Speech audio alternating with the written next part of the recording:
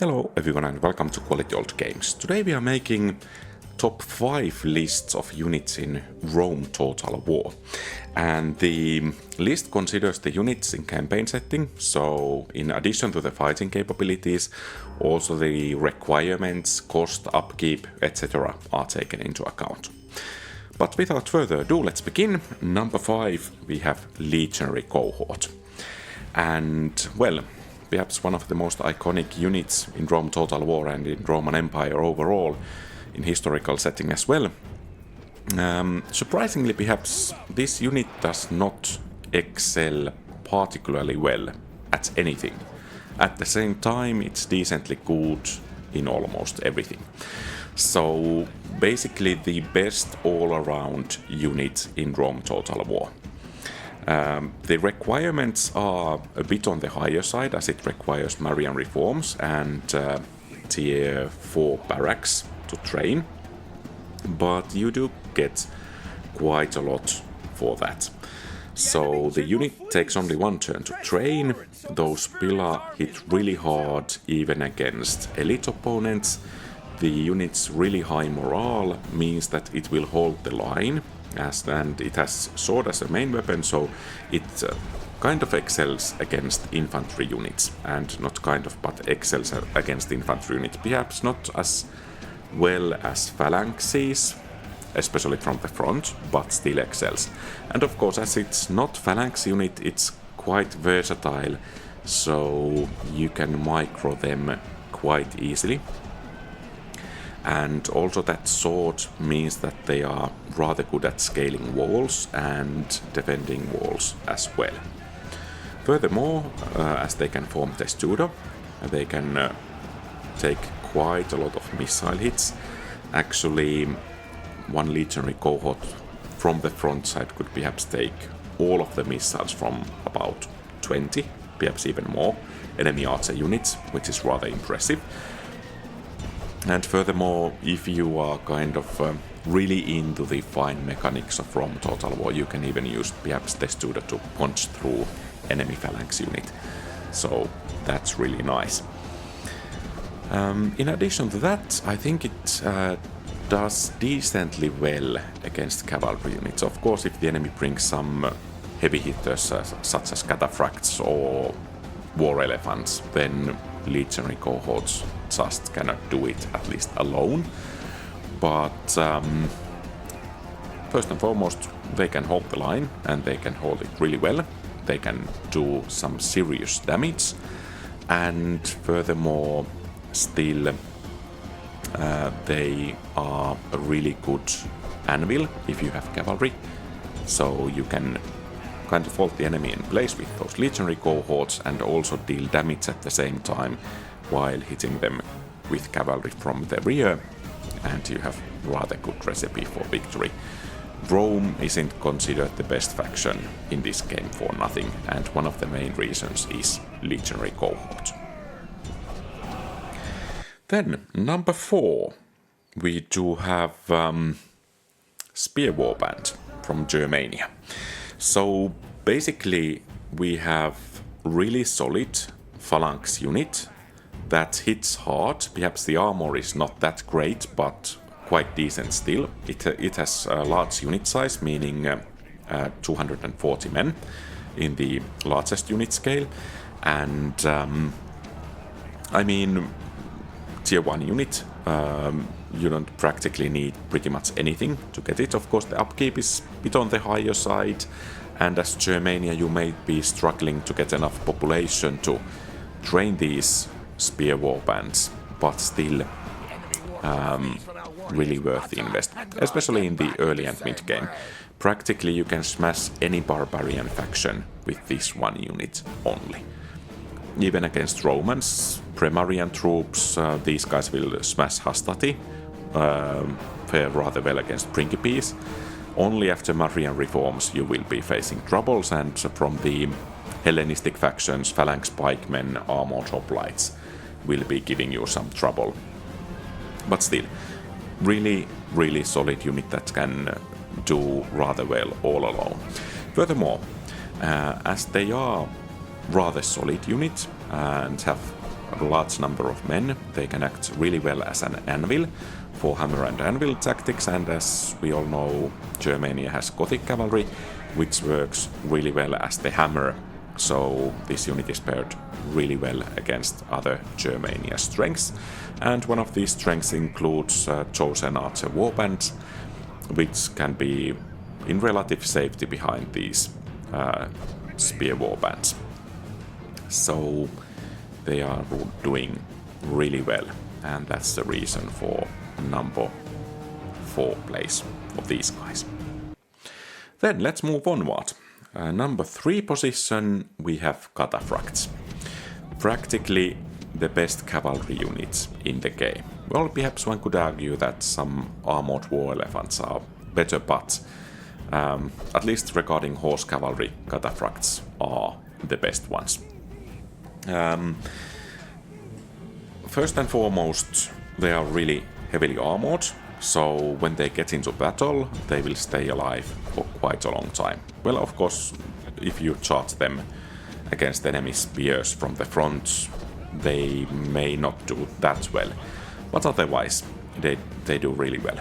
Furthermore, they have rather powerful charge, which is always nice for a cavalry unit, and perhaps one of the most important aspects for them is the mace alt attack possibility. So the mace is an armor-piercing weapon, and since in the late game you will be facing most likely rather heavily armored opponents, that mace will deal tremendous damage. And cataphracts have a rather good chance of taking out, for example, Roman elite units, or perhaps if they can charge from the rear, armored hoplites or something like that. So really good. And of course cavalry gives you quite a bit of micro possibilities, as they are fast units and you can almost certainly outmaneuver especially the AI in the campaign battles. So several units of cataphracts will practically win you quite a few of the battles into which you will be getting. Of course there are also downsides. The requirements for cataphracts are rather high, so it's tier 4 unit and it's not on the cheapest end of the units, so you will be spending quite a bit of denaries for these units, but I think they are really worth it when you get them. Especially, well, practically they don't need the anvil, they can be, for example, 2 hammers at the same time or something like that, but if you have an anvil, for example with Seleucids, then that kind of allows these units to shine even more. So I would say that best melee cavalry unit in the game. Then let's move to number 2. We have armored hoplites. In my opinion, clearly the best infantry unit in the game. So it's highly armored, as well you can deduce from the name, so it can last in the combat for quite a long time. It has decent enough morale, it can do decent damage, but if one considers the weakness of armored hoplites, I think it's that it's mainly defensive units. Since in phalanx formation it's quite clumsy to move around, and if you begin to maneuver quite a lot, it offers enemies opportunities to get flanks or rear attacks. And even though the unit might survive those quite well, it shines in defensive battles, especially in cities. If you can use the terrain into your advantage and kind of force the enemy to come to you, then these units will just excel and practically smash anything that the enemy will throw at them from the front. And because of the high armor value, rather large shield, they can take missiles rather well. So perhaps not as well as the legionary cohort in the Testudo, but still, if not shot from the rear, they can soak up really nicely quite a few missiles. And of course, if the enemy cavalry charges, especially from the front, that's practically suicide for the cavalry. And because of the high defense value and rather decent morale, these units can even survive cavalry charge from the flank quite often, and then they will have time to turn and face the cavalry. If the cavalry does not pull back, then even with flank, these troops will survive the victors in most cases. What makes them even better still is that they are only tier 3 unit, which is rather impressive. So the military building costs only 2400 denarii.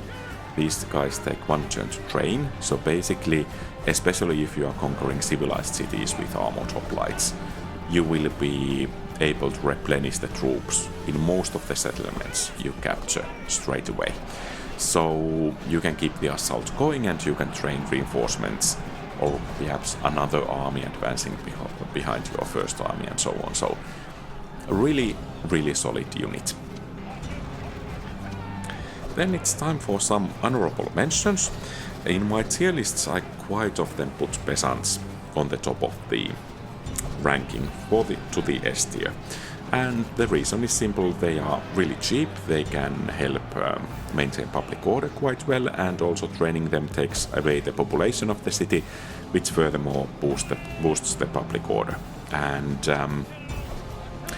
in addition, you can move population from one settlement to another with peasants. You train them in one settlement and disband in another one, and then you are moving that population. So really nice units, especially important for barbarian factions when they are capturing civilized settlements. Another honorable mention is for early legionary cohorts.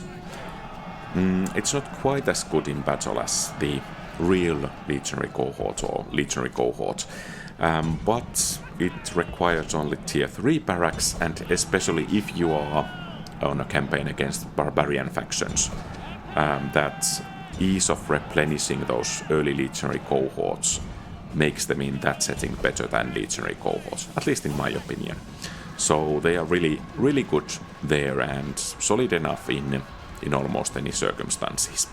Then we have a third honorable mention for Persian cavalry, so long-range missile cavalry, and really solid, though a bit more on the expensive side compared to normal horse archers. So fourth, we have Grecian archers, a mercenary unit.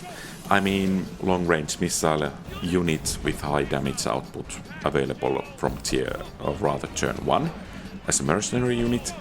So almost always worth hiring, and actually the upkeep is not that big if compared to the other elite archer units or long-range archer units.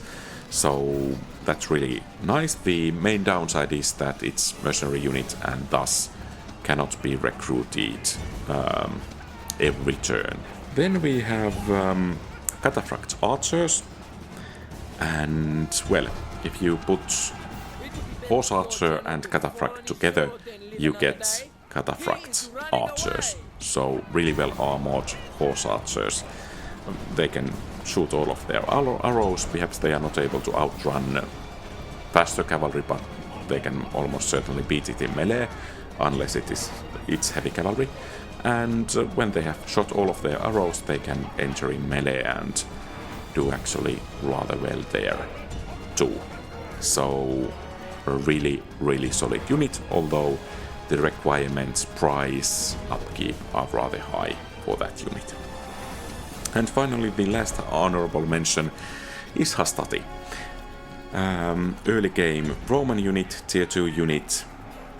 I might be a bit biased here, but one of my favorite units in the game. It's kind of the little brother of legionary cohorts. So those pillars do pack a punch, especially in the early game. It can hold the line relatively well, but as the game progresses, it kind of becomes obsolete. So not so good in late game, even if it were available after Marian reforms. But in early game, kind of gives you the feel that you are playing with the Romans. This is what the Romans do. They throw those pillars and then engage in melee and roll all Gaul warbands and so on and so forth. And finally, we have the best unit, in my opinion, in the game. Perhaps you have guessed it, it's horse archers, namely Scythian horse archers. So basically tier 1 unit. I mean, the requirements are pretty much non-existent. Perhaps it costs a bit more than other tier 1 units, but practically it allows you to beat most of the early game armies, most of the mid-game armies at the very least, without suffering casualties. And that's quite something. So basically, if you can secure the settlement you are capturing with horse archers, then you can move really fast in the campaign map. And as they are horse archers, you can practically outmaneuver any enemy unit that they are throwing at you. For example, cavalry, if you have multiple horse archers, you can get shots to the enemy cavalry from sides, and perhaps even from rear, and thus you can decimate the enemy cavalry. If the enemy tries to counter with archers, long-range archers or something like that, most often the AI will move the infantry forward so much and cavalry somewhere else, so that you can actually hit the enemy archers in melee, for instance. Even the elite archer units just cannot stand a charge from multiple horse archer units, especially if they are after they have softened the archer unit with some arrows before the charge lands. So yeah, archers are not kind of a good counter for them, especially at the hands of AI. In the hands of player, yeah, sure. Long-range archers are a good counter for horse archers, in my opinion. And then we have infantry left, and practically these guys can run around those infantry units in circles and shoot them from the flanks and back, and so on and so forth, until the infantry unit is destroyed. And even from the front, in some cases, these can inflict rather decent damage, especially, for example, against Pharaoh's guards that don't have shields. Germanian units will be struggling against these, especially the Germanian late-game units. And so yeah, these can be rather untouchable, and they do sting when they are firing those arrows. And after you have spent all of your arrows and don't think that you want to sacrifice some of these units by going into melee charge, then you are most likely able to pull back and then have those arrows replenished for the next battle and do those things again. And this time, at the very least, if the enemy has no reinforcements, you will be able to annihilate the enemy army. So here are my top 5 units in Rome Total War. Do you agree or disagree? Feel free to share your thoughts in the comments below. If you like the video, please leave a thumbs up and subscribe to the channel. Have a great rest of the day. Quality Old Games out.